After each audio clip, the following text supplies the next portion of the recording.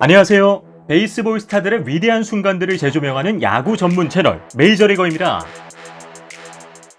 오늘은 LA 다저스 역사상 최고의 좌완 투수로 평가받는 샌디 코펙스에 대해 살펴보겠습니다. 역대 최고의 좌완으로 손꼽히는 투수들 중에는 승률 1위이자 조정방어율 1위인 레프티 그로브, 최다승 투수인 워렌 스판, 4,000타의 삼진 이상을 달성한 스티브 카이튼 등이 있는데요. 하지만 200만 명의 팬이 참가한 1999년 올 센츄리 팀 투표에서는 황금의 왼팔로 불리던 샌디 코펙스가 놀란 라이언에 이어 2위로 선정되었습니다. 이처럼 코펙스가 널리 알려진 이유는 그가 다저스에서만 활동하며 통산 8번의 월드시리즈에 등판해 4차례나 우승 반지를 차지했기 때문인데요. 이로 인해 팬들의 마음속에는 코펙스에 대한 인상이 더욱 강하게 각인되었죠. 실제로 코펙스의 12시즌 통산 평균 자책점이 2.76인 반면 월드시리즈에서 기록한 평균 자책점은 0.95였습니다. 말 그대로 큰 무대에서 더욱 강한 모습을 보여준 것인데요. 그는 57이닝에서 61개의 삼진을 잡아냈고 7번의 선발 등판에서 4차례의 완투와 2차례의 완봉승을 달성했습니다. 또 하나의 흥미로운 기록은 월드시리즈 최다승 투수이자 양키즈의 에이스인 화이티 포드는 코펙스와의 2차례 대결에서 모두 패하며 처음이자 마지막으로 단일 월드시리즈에서 2패를 당했습니다.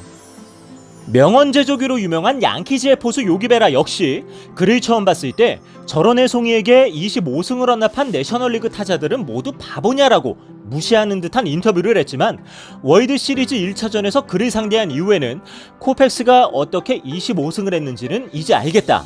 내가 아직 이해할 수 없는 건 대체 어떻게 그가 5번을 졌냐는 거다라고 말을 바꾸어 화제가 되기로 했죠. 해당 시즌 양키즈를 상대로 한 월드시리즈에서 3연승을 먼저 따낸 다저스는 4차전에서도 코펙스를 내보내 1실점 완투로 4연승을 달성하며 우승했습니다. 논란의 여지 없이 시리즈 MVP는 바로 코펙스의 몫이었죠. 1935년 12월 30일 뉴욕 브루클린의 유대인 가정에서 태어난 그는 본래 샘포드 브라운이라는 이름을 가졌습니다. 하지만 3살 당시 부모님이 이혼했고 9살 무렵 어머니가 재혼하면서 새아버지의 성인 코펙스를 물려받게 되었죠. 그가 야구를 시작하게 된 건 15세였던 1951년부터입니다. 처음엔 좌완 포수였는데 이후 일루수로 포지션을 변경했습니다. 그리고 라파예트 고등학교에 진학해 당시 야구팀 코치였던 밀트 로우리로부터 투수를 해볼 것을 제안받았죠. 고교 시절까지만 해도 야구보다 농구 선수로 더 유명했던 코펙스였지만 신시내티 대학교에 진학한 이후론 야구 선수로서 더 이름을 날립니다. 비록 제구력은 부족했지만 엄청난 구위로 프로팀 스카우터들에게 깊은 인상을 남겼죠. 그 결과 브루클린 다저스와 합의한 끝에 프로야구의 첫걸음을 내딛습니다. 계약금이 $4,000가 넘으면 규정에 의해 2년 동안 마이너리그로 내려갈 수 없었는데요. 당시 코펙스의 계약금은 $14,000나 됐기 때문에 체계적으로 투구를 배울 기회조차 갖지 못하고 메이저리그 생활을 시작했습니다. 참고로 당시 코펙스의 자리를 만들기 위해 마이너리그로 내려진 투수는 다저스의 명장 토미 라소다였죠. 1955년 6월 24일 미러키를 상대로 데뷔 마운드에 오른 코펙스는 2이닝 무실점을 기록하며 순조로운 시작을 했습니다. 같은 해 8월 27일 신시내티전에서는 2피안타 14타의 삼진 완봉으로 첫 승을 거두죠. 하지만 해당 시즌 41.2이닝 동안 볼넷을 28개나 허용할 정도로 제구력이 불안했기 때문에 코펙스는 월드시리즈에서 등판 기회조차 갖지 못했습니다. 이듬해에도 코펙스는 좋은 구위를 활용하기 위한 제구력을 갖지 못하며 부진한 시즌을 보냈습니다. 당시 감독이었던 월터 알스톤은 코펙스를 신뢰할 수 없어 58.2이닝만 맡겼죠. 이로 인해 불만을 가진 코펙스는 감독과 자주 다투기도 했습니다. 1957 시즌을 앞두고 다저스는 코펙스를 푸에르토리코의 윈터리그에 보내는데요. 이때의 경험을 바탕으로 코펙스는 9이닝당 10개의 삼진을 잡아냈죠. 하지만 여전히 제구력 개선이 필요했기에 선발 로테이션 진입은 어려웠습니다. 그리고 그가 등판한 9월 29일 시즌 최종전을 끝으로 다저스는 브루클린에서 로스앤젤레스로 연고지를 바꾸게 되죠. 1958 시즌에는 부상이 겹치면서 타이 삼진율도 예전 수준으로 떨어집니다. 게다가 내셔널리그 최다 폭투를 기록하기도 하죠. 하지만 1959 시즌 샌프란시스코와의 경기에서 탈삼진을 무려 18개나 잡아내면서 내셔널리그 신기록을 세웁니다. 그러나 여전히 제구력은 불안했기 때문에 단장에게 트레이드 요청을 하고는 야구를 그만둘 것인지도 고민했죠. 1961 시즌을 앞두고 코펙스는 한 번 더 도전해보기로 마음먹습니다. 그리고 그 어느 때보다 열심히 훈련에 매진해 뛰어난 컨디션으로 시즌에 임할 수 있었죠. 특히 스프링 캠프 기간 스카우터 케니 마이어스의 지적을 받아 투구 동작을 개선했고 힘을 빼고 던지라는 포수 놈 셔리의 조언을 수용해 조금씩 투구 감각을 찾습니다. 이렇게 하여 장족의 발전을 이룬 코펙스는 마침내 선발진에 합류해 해당 시즌 269개의 탈삼진을 잡아냅니다. 이는 58년 전 크리스티 매튜슨이 세운 267개의 내셔널리그 기록을 경신한 것이기도 했죠. 1962 시즌에는 투수 친화적인 다저 스타디움으로 홈구장을 옮기면서 코펙스는 일취월장한 모습으로 상대 타자들을 제압하기 시작합니다. 그리하여 6월 30일에는 커리어 최초로 노히트 노런을 달성했습니다. 하지만 시즌 초 타석에 들어서다가 공을 던지는 왼손에 부상을 입게 되는데요. 대수롭게 여기지 않았던 부상이 시간이 흐르자 왼손 전체로 퍼져 도저히 공을 던질 수 없는 지경에 이르렀습니다. 전문의로부터 손바닥 동맥 부상을 진단받은 코펙스는 2달간의 치료 후에야 다시 공을 던질 수 있었죠. 하지만 부상 후유증으로 인해 제대로 이닝을 소화할 수 없었고 결국 다저스는 샌프란시스코에게 추격을 허용하면서 우승에 실패합니다. 1963 시즌부터 메이저리그의 스트라이크 존을 넓히면서 본격적인 투구 타조의 시대가 열리게 되는데요. 이로 인해 코펙스에게도 새로운 기회가 찾아왔습니다. 5월 11일 후안 마리샤를 선발로 내세운 샌프란시스코를 상대로 두 번째 노히트 노런을 달성하죠. 물오른 코펙스는 해당 시즌 25승, 평균 자책점 1.88, 306탈삼진으로 투수 부문 트리플 크라운을 달성합니다. 게다가 리그 MVP까지 독식하게 되죠.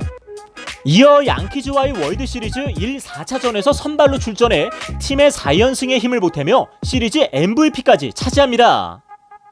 1964 시즌 4월 22일 왼쪽 팔꿈치에 통증을 느끼기 시작한 코펙스는 코티즌 주사를 3번이나 맞아가며 투구를 펼쳤습니다.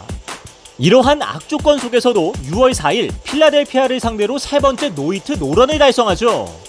하지만 팀 닥터로부터 심각한 관절염 진단을 받고 시즌 아웃되면서 이후 다저스도 우승권에서 멀어지게 됩니다.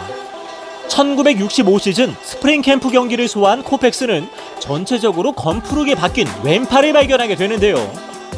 당시 팀 닥터는 이대로 가다가는 일상생활조차 어려울 것이라고 경고하죠. 이 때문에 코펙스는 불필요한 투구수를 줄이며 시즌 내내 독한 진통제를 달고 살아야 했습니다. 그럼에도 불구하고 코펙스는 마운드 위에서 완벽했고 두 번째 트리플 크라운을 달성하며 다시 한번 만장일치로 사이 영상을 수상하죠. 이어 9월 9일에는 메이저리그 역사상 8번째 퍼펙트 게임이자 커리어 통산 4번째 무안타 경기를 달성합니다. 당해 월드시리즈에 진출한 다저스는 1, 2차전을 모두 패배하지만 코펙스가 5, 7차전에서 완봉승을 거두면서 드라마틱한 우승을 차지하게 되는데요. 덕분에 코펙스는 또 한 번 시리즈 MVP에 선정됩니다. 이후 오프시즌 연봉 협상 문제로 구단과 마찰을 빚으며 스프링 캠프에 늦게 합류하기도 했지만 다음 시즌에도 코펙스는 커리어 하이인 평균 자책점 1.73을 기록하며 세 번째 트리플 크라운을 달성합니다. 페넌트 레이스 우승이 걸린 정규 시즌 마지막 더블헤더에서도 완투승을 따내면서 만장일치로 세 번째 사이 영상을 수상하죠.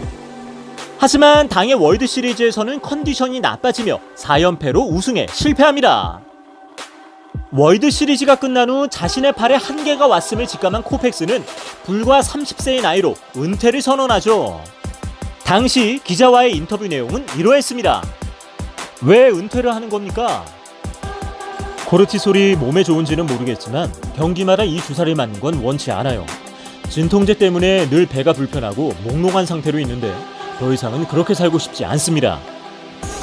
은퇴해서 수입이 없어지는 데 대한 생각은요? 이렇게 생각해봐요. 훗날 한쪽 팔이 불구인 제가 팔을 고치기 위해 전 재산의 마지막 10센트까지 지불해야 한다면 제가 그 돈을 벌기 위해 지금 제 팔을 불구로 만들 필요가 있을까요? 제겐 야구를 끝내고 살 날이 많아요. 남은 여생을 사용할 수 있는 몸으로 살고 싶습니다. 이렇게 다저스의 마운드에서 물러난 코펙스는 MBC 방송국과 토요일 경기 해설위원으로 10년 계약을 맺습니다. 하지만 내향적 성격이었던 코펙스에겐 해당 일이 맞지 않아 6년 만에 그만두게 되죠. 이후 1970년엔 AP통신에 의해 실시된 설문조사에서 1960년대를 대표하는 야구선수 1위에 선정되었으며 1972년에는 당의 최고 득표율인 86.87%로 명예의 전당에 헌액되었습니다. 당시 코펙스의 나이 36세 20일은 무게릭의 명전 입성일 36세 172일을 경신하는 최연소 기록이죠. 그리고 같은 해 그의 등번호 32번이 다저스의 영구 결번으로 지정됩니다. 2016년에는 ESPN 패널들이 선정한 가장 위대한 좌완 투수로 선정되기도 하죠. 코펙스가 은퇴한 후 이러한 평가를 받는 데에는 단순한 기록 이상의 스타성을 겸비했기 때문인데요. 그는 오랜 인내 끝에 만개해 다저스의 황금기를 이끌었고 또한 미련 없이 경기장을 떠나버렸죠. 그리고 1962년부터 불과 5년간 176경기에 선발로 나서 111승 34패 평균 자책점 2.01을 기록했고 정확히 100번의 완투와 33번의 완봉승을 달성했습니다. 게다가 5년 연속 평균 자책점 1위에 올랐으며 다승과 탈삼진 부문에서도 3차례 1위를 하고 3번의 트리플 크라운에 이어 3번의 사이 영상까지 거머쥐었죠. 여기에다 리그 MVP 1회, 시리즈 MVP 2회, 노히트 노런 4회, 퍼펙트 게임 1회까지 더하면 그는 짧고 굵게 투수로서 이룰 수 있는 모든 것을 해낸 셈입니다. 이와 같은 코펙스를 향해 피츠버그의 전설적인 타자 윌리 스타겔은 다음과 같은 말을 남겼죠. 코펙스의 커브를 치는 것은 포크로 커피를 마시려는 일과 같다. 지금까지 메이저리그 최고의 자완투수로 평가받는 샌디 코펙스에 대해 살펴보았습니다. 오늘의 주제와 관련하여 더 궁금하신 점이 있다면 하단 고정 댓글에 있는 오픈 채팅을 사용하여 언제든지 문의해 주십시오. 저희 메이저리거는 더욱 흥미로운 내용으로 다시 인사드리겠습니다. 시청해 주셔서 감사합니다.